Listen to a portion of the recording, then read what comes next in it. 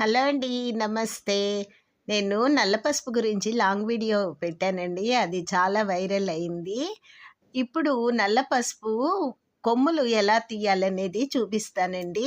ఇది కంద పిలకల్లాగా ఆ కొమ్ము ఊరుతూ కంద ఎట్లయితే భూమిలో ఊరుతూ ఉంటుందో, అలా ఇది నల్ల పసుపు కొమ్ము గూడా అలా ఊరుతూ ఉంటుందండి.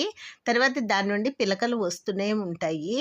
ఇప్పుడు నేను ఆ రోజు పువ్వు చూపించిందే ఇప్పుడు కొమ్ములు తీస్తున్నా అండి. మొన్న మేము హైదరాబాద్ ఎళ్ళొచ్చేసరికి పసుపు చెట్లన్నీ కూడా కోతులు పాడు చేసేసినాయి.